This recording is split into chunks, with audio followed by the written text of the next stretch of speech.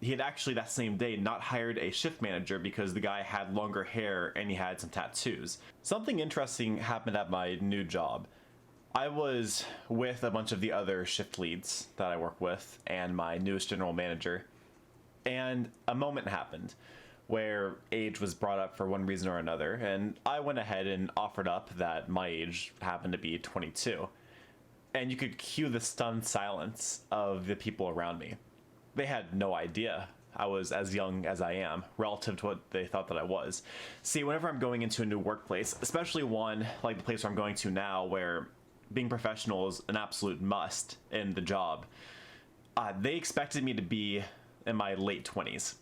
Now, this isn't just because I was a professional, though, which brings me to, of course, the topic, my receding hairline. I don't look like I'm 22. Sure, my face is young, which is definitely a plus, but the reality is a lot of people who just meet me for the first time think that I'm a lot older than I am, and it's primarily because of my hairline. So has balding impacted me professionally? Now, I could make an argument saying that as I have lost more hair, I would say that I'm taken slightly more seriously in interviews. Before my hairline started really going, I had had 2 interviews previously, one for a movie theater and one for a food establishment. And during both those interviews, I obviously succeeded and got those jobs, but they definitely saw me as my age. So I was applying for entry-level positions, and that's what I got for the bare minimum pay.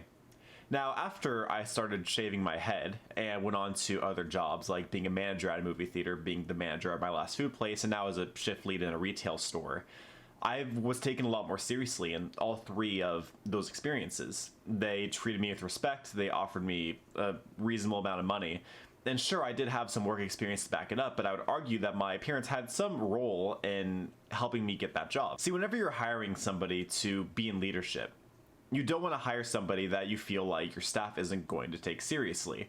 Regardless of your previous experience, if you don't believe the person is the right fit for the job, they're not going to get it. And if I was a baby-faced man with nice flowing long hair, I might not look the part for what they're looking for in their next leader. So has it impacted me professionally? To a certain extent, it's possible. I don't have any proof of that, of course. When I applied to the food place that I just recently left, I came in a full suit. I was a tall, bald man. The GM was really impressed because I looked clean cut. If I had hair, it's possible I could have been having a bad hair day, or I could have looked a little bit too motley, or whatever it might be, and they may have decided that that first impression wasn't worth taking the risk to hire me. Because I look clean cut all the time, because I am clean cut, it gives me somewhat of an advantage when it comes to grooming standards. My district manager at the old food place actually promoted me to AGM partly because he believed that I looked the part. He had actually that same day not hired a shift manager because the guy had longer hair and he had some tattoos. Because of the man's appearance, he was not hired as a shift manager. Because of my appearance, it's very possible he hired me to be the AGM.